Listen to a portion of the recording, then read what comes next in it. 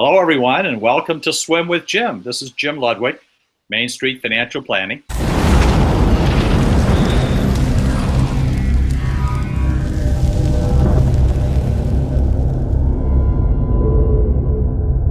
And today we're going to talk about financial wellness, because that's the January theme that we're promoting here at Main Street.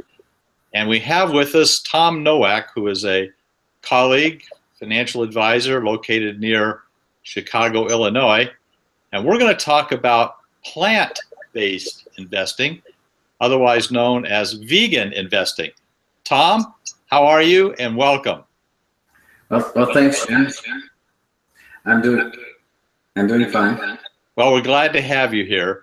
Would you please explain to us and our audience exactly what plant-based investing is?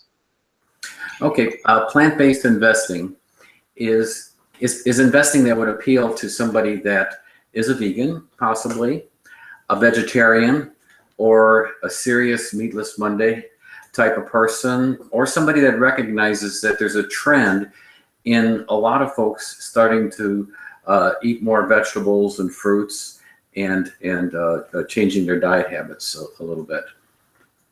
Okay, well, then how does that relate to investing in a sustainable investing world?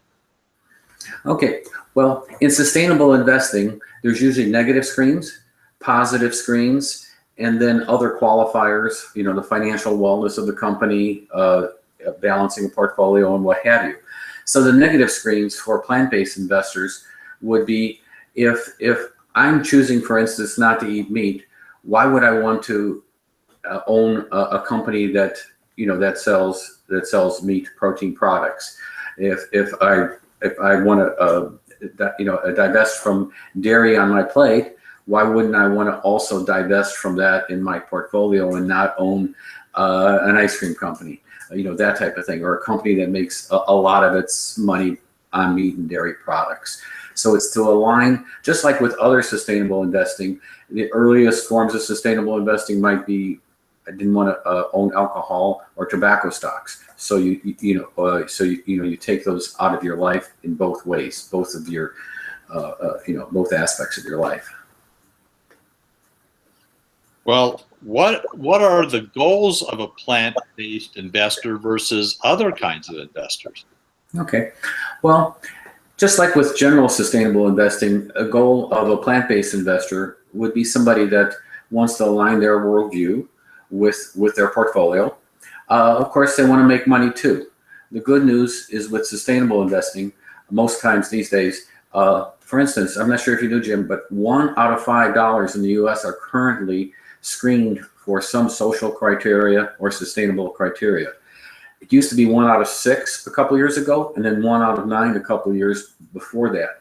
So there's this momentum going towards sustainable investing, and I think plant-based investing is the next frontier, if you will, just based on public preference.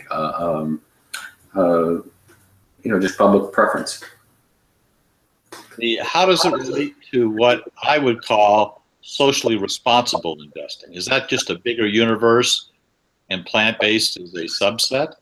Yeah, social investing, started many decades ago. It started with alcohol, and then moved into other things, corporate behavior.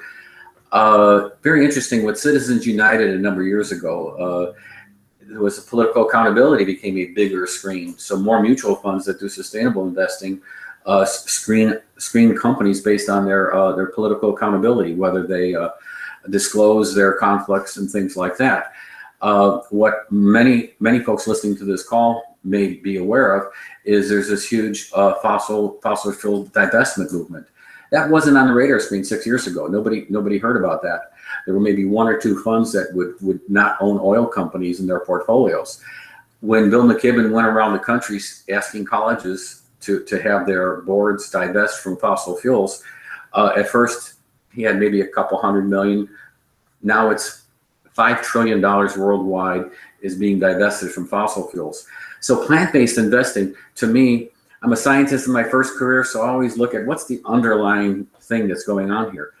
what we eat is carbon, oil, which is oil-based types of fuel indirectly, water, and energy. So we have these carbon-based fuels. Plant-based is very efficient. We're eating closer to the source of the protein. If we run it through an animal, we use 10 times much water and energy. So I think the fossil fuel divestment movement is like, well, what's next? To me, it's plant-based investing is to go at the source of the problem by aligning with where people are starting to see how they could contribute to the environment and to their own health, for that matter.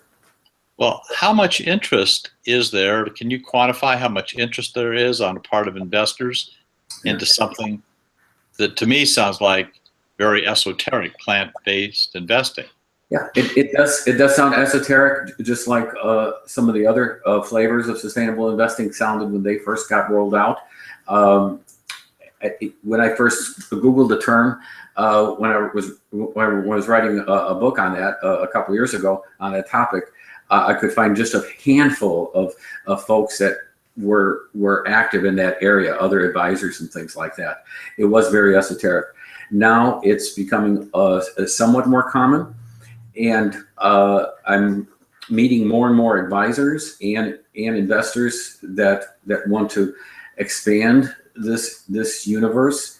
And to give you an idea, I have a one-person shop, an hourly fee only planning shop, as you know.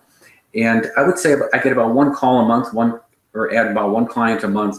Somebody finds out about me and says, you know what, I'd like to do this in part or in large part of their portfolio. Well, it certainly is an interesting topic. And you mentioned earlier you were writing a book. Is the book published now? The book has been out for a couple years on Amazon. It's called Loafie Vegan Investing. On one hand, I probably should have called it Loafie Plant-Based Investing, because vegan has a negative connotation to it. A lot of folks, they remember an encounter they might have with a vegan that was more